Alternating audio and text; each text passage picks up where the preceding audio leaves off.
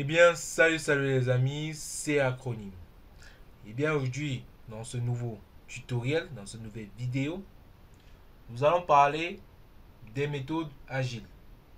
Essayer de voir un peu un aperçu de ces méthodes agiles. Sans plus tarder, nous allons commencer. Les méthodes agiles, l'agilité ou encore l'agile sont des expressions qui depuis plusieurs années font florès dans le monde. Car dans le cadre de l'ingénierie des logiciels,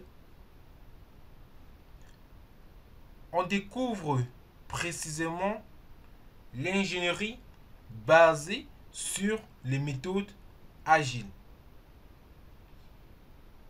et qui met en fait plus d'accent sur la production rapide de code opérationnel que sur la documentation.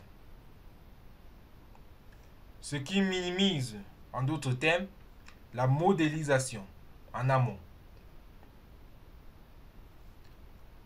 L'agilité, en quelque sorte, fait référence à une méthode de travail apparue à la fin des années 1990.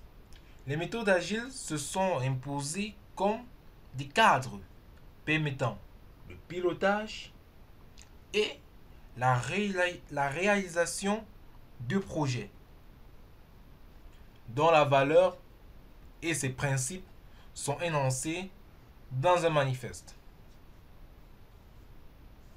et qui tendent à dépasser certaines lourdeurs et limites de la méthode de gestion de projet dite classique en fait. Elles trouvent leur première application dans le développement logiciel et reposent sur un développement tout d'abord itératif, c'est-à-dire avec un aperçu en image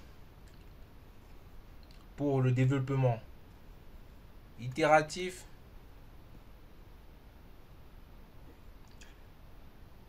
Le développement itératif suppose que le développement commence avant que tous les besoins n'aient été définis en détail. Alors, on va essayer de voir qu'il faudra un feedback qui permettra de clarifier et d'améliorer et de faire évoluer les spécifications. Donc, on peut voir d'après le schéma qu'on a les expressions. Après une expression, on a la spécification. Après une spécification, on a le développement, la validation et l'évolution. Donc, de manière itérative. Puis, on a à la fin le déploiement. Alors, on rencontre aussi, elle se repose aussi sur un développement dit incrémental. Qu'on va voir ceci avec une image. Alors, un développement incrémental préconise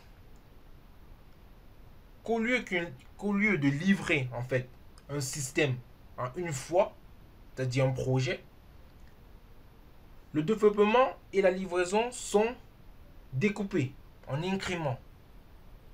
On découpe certaines tâches en fait, certaines grandes phases du développement.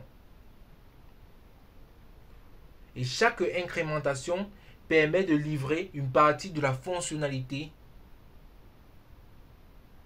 Les exigences sont ordonnées suivant leur priorité, c'est-à-dire que on quitte de l'étude de faisabilité, puis une conception architecturale, puis une conception détaillée, un code et une intégration, une implémentation, et on fait une incrémentation, on revient Et, et, et c'est ainsi qu'on continue jusqu'à la livraison de la version en fait du logiciel.